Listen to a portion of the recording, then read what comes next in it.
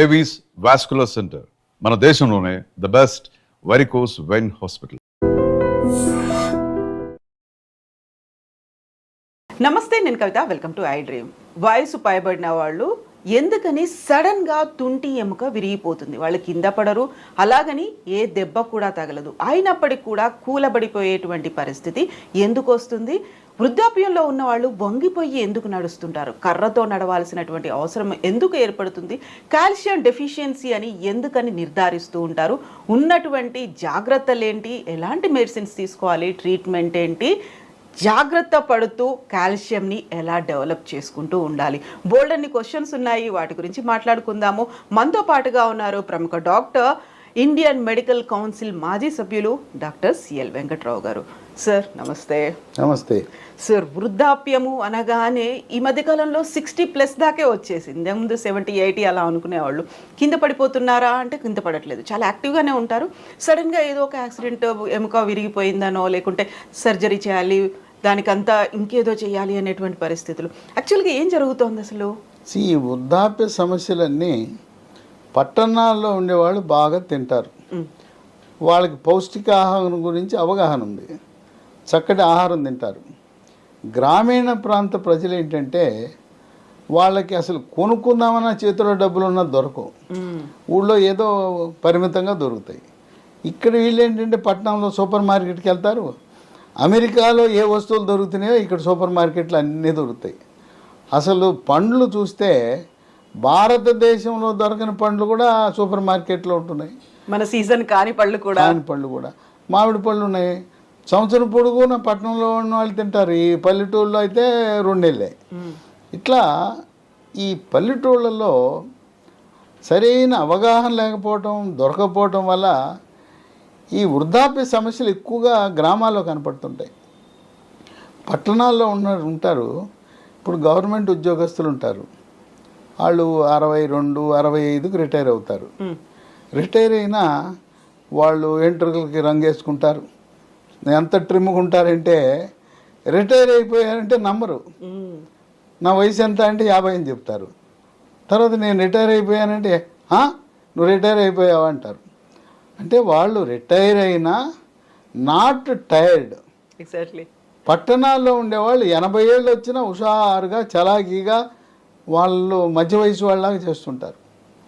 ఇక గ్రామాలకు వచ్చేసరికి కొంతమంది వంగిపోతారు, ముఖ్యంగా మహిళలు వంగిపోయి, మనం కర్ర పట్టుకుని మహిళలు వంగిపోయి నడవటం అనేది గ్రామాల్లో చూస్తాం, పట్టణాల్లో ఉండరు. ఆ వంగిపోవటం, తర్వాత నడువు నొప్పి. ఇప్పుడు మీరు దెబ్బ తగలకుండా ఎముక ఇరిగిపోవటం ఏంటి? ఇది ఎందుకు జరుగుతుంది? ఎముకలో కాల్షియం అనేది ఆ గట్టిదానాన్ని ఇస్తుంది ఎముకకి.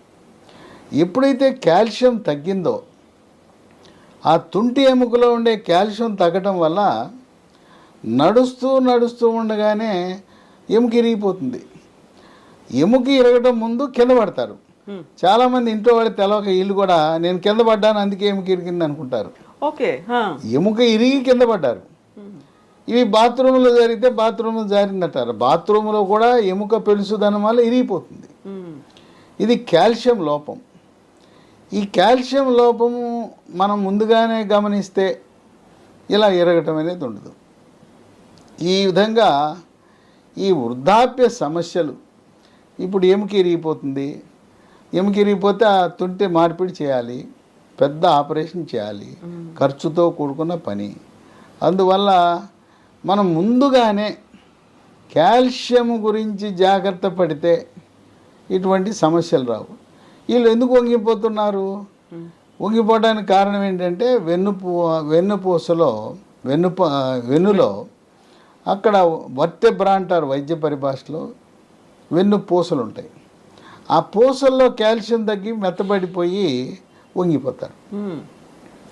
ఇంకో విశేషం ఏంటంటే ఈ కాల్షియం తగ్గితే ఈ వెన్నుపూసలు మెత్తబడి ఆ వెన్నుపూసలు ఎత్తు తగ్గడం వల్ల మనిషి ఎత్తు కూడా తగ్గిపోతాడు.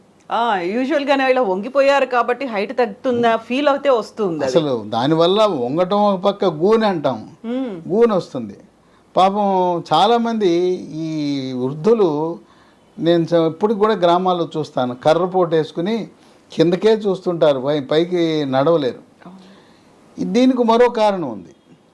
45-50 ఏళ్ళు దాటిన మహిళలకి స్త్రీ హార్మోన్ అయిన ఈస్ట్రోజన్లు, ప్రొజెస్ట్రాన్లు శాతం తగ్గిపోతాయి. అవి అండకోశం నుంచి ఉత్పత్తి అవ్వాలి. హార్మోన్లు తగ్గడం వల్ల కూడా ఎముక పెళుసుదనం వస్తుంది. మగవారికి కూడా మగ హార్మోన్లు అయిన టెస్టోస్టెరాన్ వల్ల ఎముక పటుత్వం ఉంటుంది. హార్మోన్లు తగ్గటం వల్ల వృద్ధాప్యంలో దాని ప్రభావం కాల్షియం మీద పడుతుంది. స్త్రీలకైతే కొంతమందికి గైనకాలజిస్టులు, లేడీ డాక్టర్లు హార్మోన్ రీప్లేస్మెంట్ థెరపీ అని ఇస్తారు.